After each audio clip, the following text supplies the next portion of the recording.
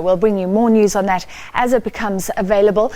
Let's look at the companies and market news. Today, shares in Africa's biggest mobile operator, MTN, shot the lights out, even though the company reported its biggest loss in 22 years. MTN confirmed a loss of nearly R1.4 billion for last year after it was hit by a massive fine in Nigeria and lower growth in South Africa and Nigeria.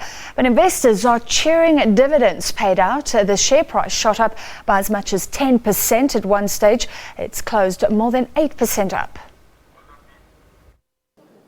Despite this heavy loss, MTN declared a final dividend of 450 cents per share. They expect to keep a 700 cents dividend a share for the year.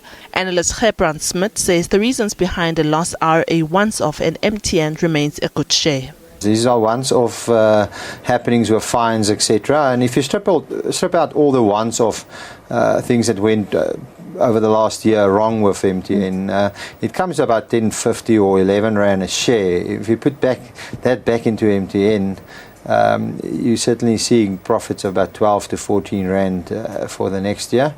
That puts it on a PE of about 10 and a decent dividend yield with new management, etc. in there. It certainly looks on the cheapy side. Nigeria is MTN's most lucrative but increasingly problematic market. As it is, it's under investigation by Nigerian lawmakers for allegedly illegally repatriating funds between 2006 and 2016. But Chairman Phuthuma Nhleko says the allegations have no basis. And last week, their Nigeria offices were attacked in Abuja. This was in retaliation to xenophobia-related attacks that happened in South Africa recently.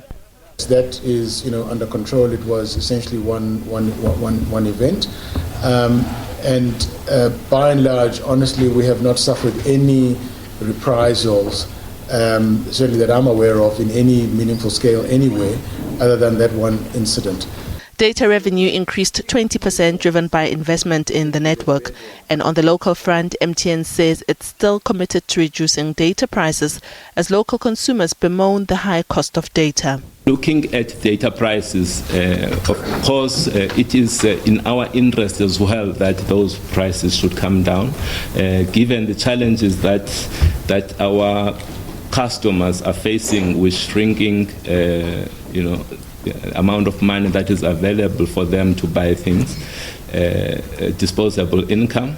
We would like to see those prices coming down. However, in our country, we continue to have challenges around the spectrum, where it is currently not allocated to us, and this would help us a lot in terms of driving down the cost of communication. Nyati says getting spectrum is key to reducing data costs.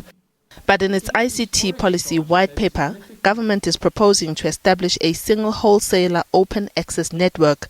He says this move will discourage competition, but the network providers have made alternative suggestions to government. What we have proposed to the minister is a hybrid model where you can have a wholesale open access network, at the same time allow the network operators as well to be able to compete. So that is what we have put in front of him. And that has been received well because in the past we have largely been seen as negative. And right now we've come up with a proposal that addresses the national or the political objectives of the minister, while at the same time protecting the industry and, of course, all of us as consumers. The company's new CEO, Rob Shuter, is expected to start his tenure on the 13th of March. He will replace Executive Chairman Phuthuma Nhleko, who is currently at the helm on an interim basis. Diabo Seto, SABC News, Johannesburg.